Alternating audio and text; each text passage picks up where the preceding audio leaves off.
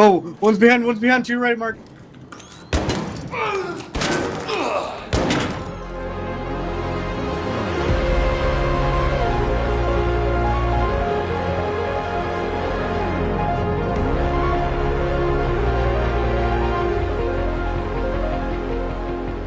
Embark Studios is back with its showstopper extraction multiplayer shooter Arc Raiders. After the standout release of their previous shooter, The Finals, which I thought was genuinely a unique take on first-person games, Arc Raiders doesn't hesitate to show Embark's talent for stepping outside the lines of familiar genres. After around 40 hours in the Rust Belt, I can say this is one of the best modern multiplayer games I've played in a while. It's not perfect. If you came here just for the score, it's not a 10. But in most areas, Arc Raiders delivers exactly what was promised, with little room for complaints.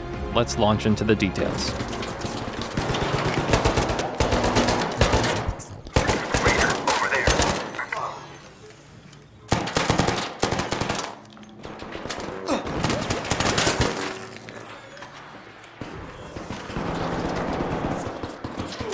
Arc Raiders has some lore, but it's a simple game where story clearly takes a backseat to gameplay. That said, the world building, art direction, and especially the sound design all take center stage. The music stands out with 90s style synths, droning effects, and an upbeat electronic tone that contrasts the wrecked environments in a way that somehow works really well. Embark leaned into the bleakness of a post-apocalyptic world but still let the human side shine through. Uplifting music, lighthearted character voices in the menus, and a world that doesn't take itself too seriously. The game takes place in the Rust Belt, a fictional world where humans live in Speranza, an underground safe haven. The surface is ruled by deadly AI and hostile environments. Humans rely on a select group known as Raiders to go topside, gather supplies, and bring back whatever can help keep Speranza running.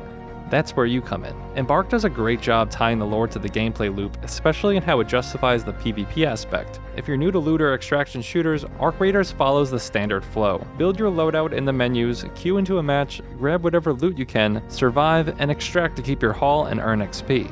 Other players, also raiders, spawn alongside you, racing to loot the same areas or even kill each other to steal what they need. The lore feeds into how players interact. Proximity chat gives you chances to talk things out before a fight starts, but betrayal is common. How you approach each encounter is up to you, and those choices are part of what makes every match feel intense. Embark leans into this mechanic, and it fits the setting perfectly. In the early days, most players were surprisingly chill. You'd see people letting each other go peacefully, teaming up to fight robots, or extracting together to finish quests without any drama. That's not to say I didn't get into any fights when I felt like it, but plenty of the time I found myself cooperating with randoms to make steady progress instead of risking my loot.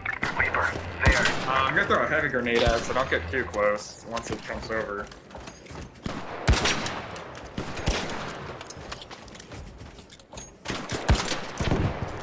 What a good time.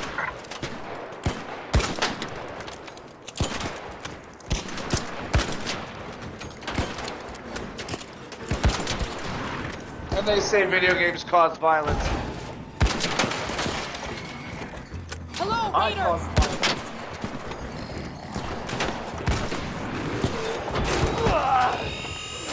Help me, Jesus!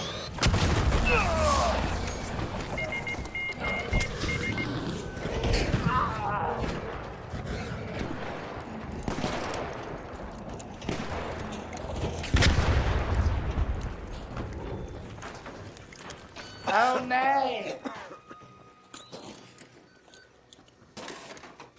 Thank you, boy.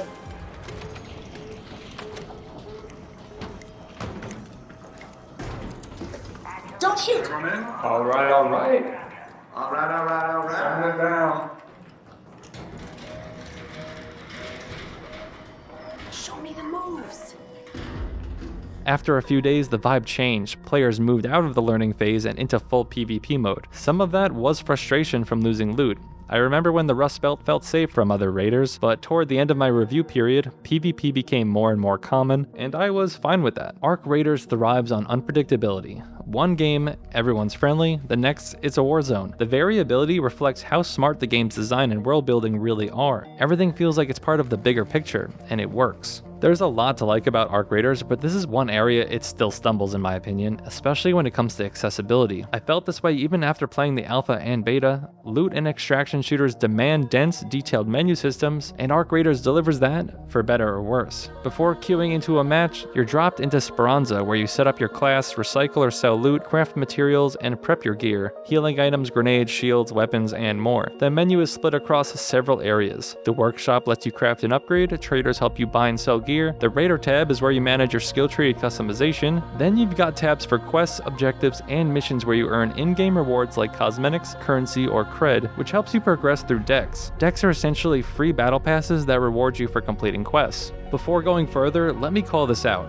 Arc Raiders looks like it might push microtransactions hard, but it really doesn't. Embark didn't lean into pay to win, and the in-game store isn't really front and center, and I respect that. There's nothing worse than a game shoving loot boxes in your face, and Arc Raiders avoids that pitfall pretty well. The game also offers expeditions after level 20. Think of it like prestige mode. You reset skills and blueprints for extra bonuses like more XP or better repair chances. You get 60 days to complete these, which adds a strong solid grind for dedicated players. And I like the addition, although I really did not participate.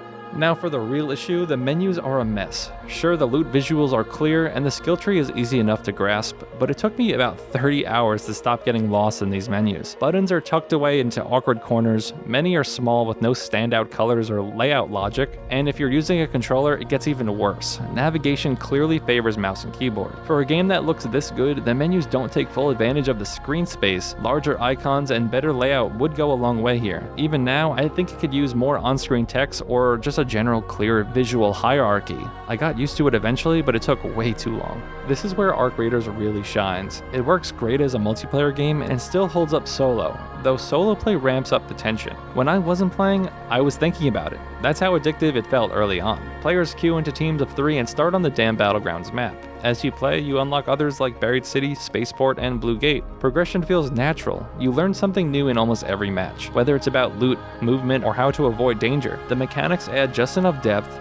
Dodge rolls, parkour, vaulting, camera switching, they give the game more dimension that you'd expect. Usually I'd find clunky movement like this very annoying, but here it forces you to slow down, aim carefully, and play smart. That enhances the whole experience. Looter shooters are often non-stop chaos, but Arc robots flip that dynamic. They're aggressive and loud, and triggering them alerts everyone nearby. It changes how people play.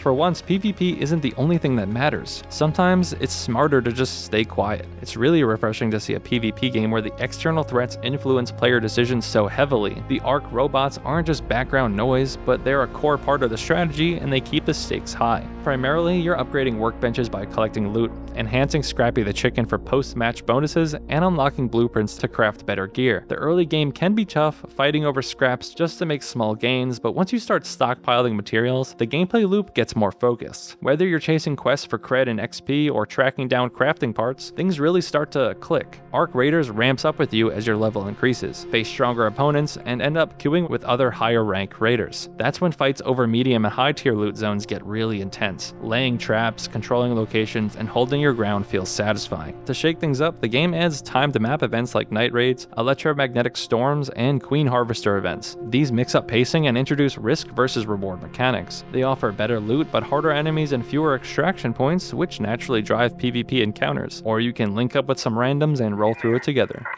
Hello? Hello? Hello? Hello? Howdy, fella. Hey, man. Find anything good? This for the challenge over here. What's Yeah, up? there's a challenge.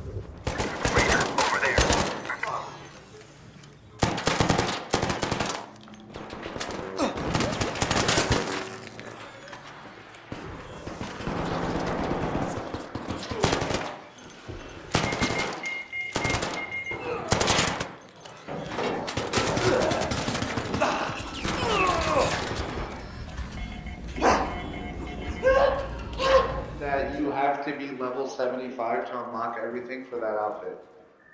I don't know. I'm new. I'm level 13. Yeah, I'm level like 18. But I 18? noticed what. I'm leaving now. No, stop! You ever touched a real man before? Okay, bye. Bye, good luck. Come up here and get me. Oh, no, it's okay, buddy. I'm good. Come up here.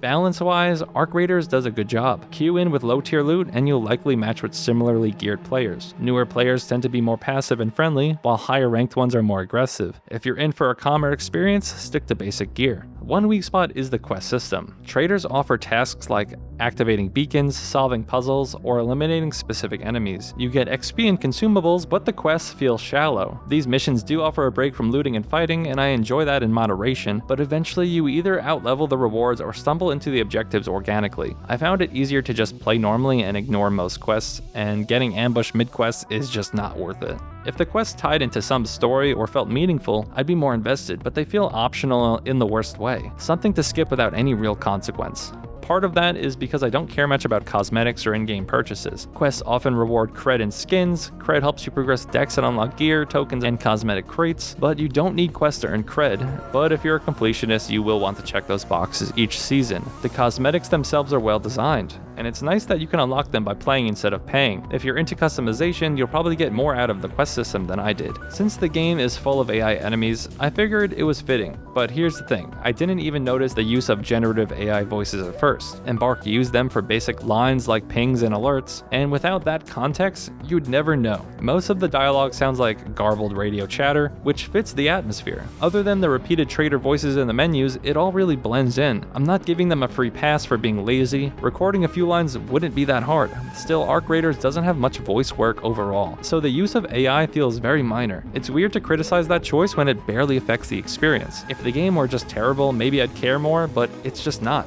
The rest of Arc Raiders is so well put together that a few AI-generated assets such as radio clips don't take away from the experience. The big question with any live service game is, when does it get boring? Is it worth the money, especially as a paid title? Arc Raiders is surprisingly full of variety. There's a wide spread of location-specific loot, each map has its own vibe, toasters in residential zones, rusted gears in factories, but most of it boils down to scrap for crafting or selling. You won't really appreciate the full range of materials until you've collected a decent number of blueprints. Some items like the canister scrap used to build the LMG feels like clever world-building touches. Blueprints come later in the game. I'm around level 40 and feel like I'm in the late game phase at this point, though I still haven't maxed out my skill tree. I haven't found every weapon, especially the ones from the Harvester event, but I've used most of them, including the rare Bobcat SMG. That said, you can find high-end gear just by killing another raider or getting lucky with a weapon drop. So is Arc Raiders getting stale? Honestly, no, it's not. It could get stale if I didn't have friends playing alongside me, and playing solo could be pretty rough sometimes. Side note, duo queue often pairs you against trios, which feels lopsided and frustrating. You're better off with a full team or gambling with a random. Right now, I'm still enjoying the grind. I'm chasing gold and pink tier loot, discovering new loot paths, and getting into tense fights with other raiders, taking down giant arc enemies like the Bastion and Bombardier. It's all still very exciting. Embark is also planning new content, a new map, and new arc enemies in November 2025, and they seem to be taking feedback seriously. PvP is especially satisfying. People might rage over proximity chat when you surprise them, but that just adds to the tension. Sometimes it really is kill or be killed, and that's part of the fun. Combat relies heavily on quick use tools, heals, grenades, and positioning. Because movement is a bit heavy and deliberate, fights require strategy. Every skirmish feels high stakes, especially when you're loaded with valuable loot. Arc Raiders ties its gameplay directly to its world in a way that just works. Arc Raiders keeps expanding the more you play. Just when you think you've seen it all, new tactics and layers emerge. The third-person PvP feels fresh. The world is dangerous and strange, and the gameplay loop keeps you on your toes.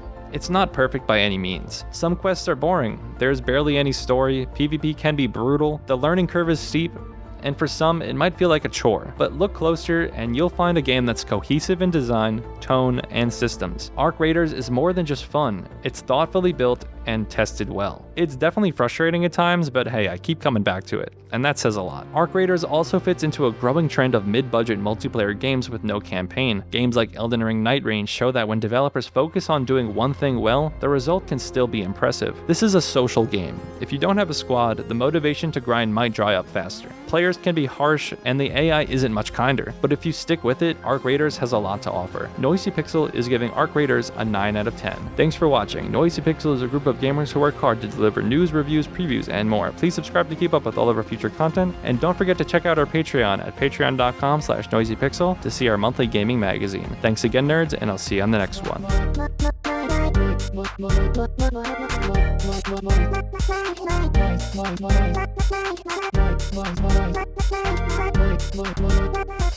Noisy Pixel.